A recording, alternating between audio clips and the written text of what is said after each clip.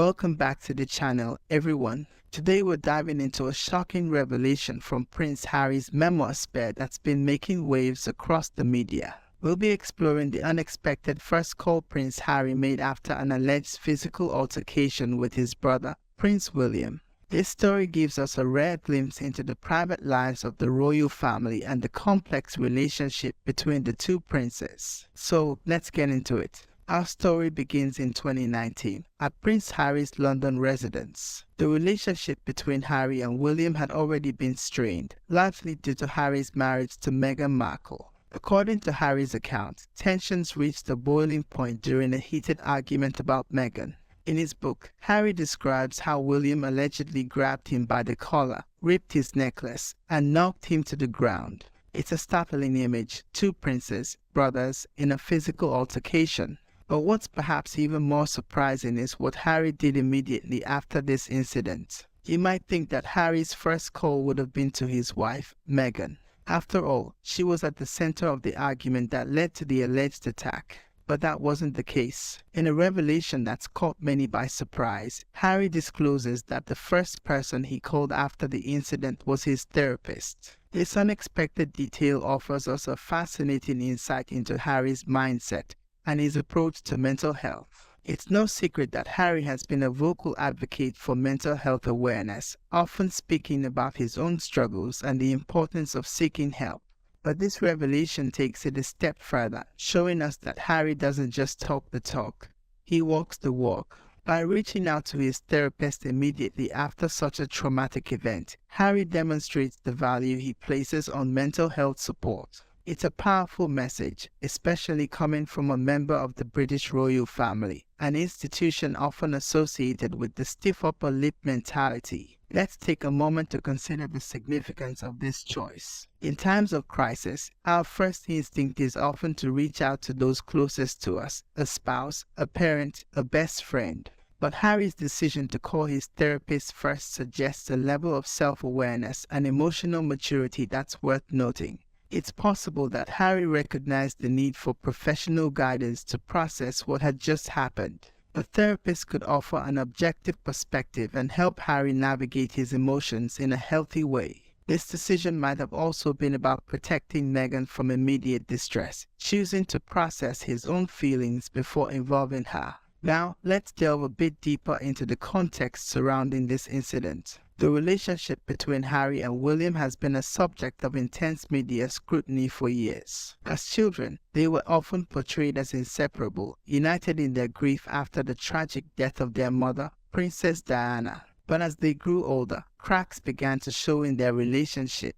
The addition of Meghan to the royal family seemed to widen these cracks. In Spare, Harry writes about how William described Meghan as difficult, rude, and abrasive. His characterizations, according to Harry, echoed the narrative being pushed by the British press, a narrative that Harry and Meghan have repeatedly challenged. It's important to note that we're only hearing one side of the story here. The royal family, true to form, has remained tight-lipped about the allegations in Harry's book. William has not publicly responded to the accusation of physical assault. His silence, while frustrating for those seeking the full picture, is typical of how the monarchy handles personal controversies. The alleged physical altercation marks a low point in the brothers' relationship. It's a far cry from the united front they once presented to the world. For many observers, it's a sad testament to how far things have deteriorated between the once close siblings. But let's return to Harry's decision to call his therapist. This choice is particularly poignant when we consider Harry's history with mental health. He's been open about struggling with his mental health for years, particularly in the aftermath of his mother's death. In numerous interviews, Harry has described feeling angry and confused as a young man, unsure how to process his grief. It wasn't until his late 20s that Harry sought professional help, a decision he credits with changing his life. Since then, he's become a passionate advocate for mental health awareness, working to destigmatize therapy and encouraging others to seek help when they need it. In this context, Harry's immediate call to his therapist after the altercation with William takes on even greater significance. It's not just about dealing with a single traumatic event, it's about maintaining the mental health practices that have become crucial to his well-being. This revelation also sheds light on the pressures of royal life. From the outside, being a prince might seem like a dream come true. But Harry's account reminds us of the intense scrutiny, the family tensions, and the personal struggles that can come with such a high-profile role. The fact that Harry felt the need to have a therapist on speed dial, so to speak, speaks volumes about the challenges he was facing. It's a reminder that mental health issues don't discriminate. They can affect anyone, regardless of their status or background. Now, let's consider how this revelation fits into the larger narrative of Harry and Meghan's departure from royal duties. The couple's decision to step back from their roles as senior royals, often referred to as Megxit, sent shockwaves through the monarchy and the media. In interviews following their departure, Harry and Meghan have cited the intense media scrutiny and lack of support from the royal institution as key factors in their decision. The alleged physical altercation with William and Harry's subsequent call to his therapist add another layer to this narrative. It paints a picture of a man struggling to cope with family tensions, media pressure, and personal challenges. In this light, the decision to step back from royal duties seems less like an impulsive move and more like a carefully considered choice for the sake of his and his family's well-being. But what about Meghan's role in all of this? While she wasn't Harry's first call after the incident, she undoubtedly played a crucial role in the aftermath. Harry's book describes how Meghan noticed the visible injuries from the altercation and was terribly sad about what had happened. The fact that Harry didn't immediately tell Meghan about the incident is interesting. It could be seen as an attempt to protect her from further distress, or perhaps as a sign that Harry needed time to process what had happened before sharing it with his wife. Either way, it's clear that the incident had a profound impact on both Harry and Meghan. It likely contributed to their growing sense of isolation within the royal family and their eventual decision to forge their own path. As we reflect on this revelation, it's worth considering the broader implications for the royal family and the institution of monarchy. The British royal family has long been a symbol of tradition, duty, and stability. But Harry's account presents a very different picture, one of family dysfunction, personal struggles, and the high cost of living in the public eye. This isn't the first time the royal family has faced public scrutiny over personal matters. From the breakdown of Charles and Diana's marriage to Prince Andrew's controversial associations, the monarchy has weathered numerous storms. But the level of detail in Harry's account and his willingness to air family grievances so publicly marks a significant departure from the royal norm of never complain, never explain. Some critics argue that Harry's revelations are damaging to the monarchy, undermining public respect for the institution.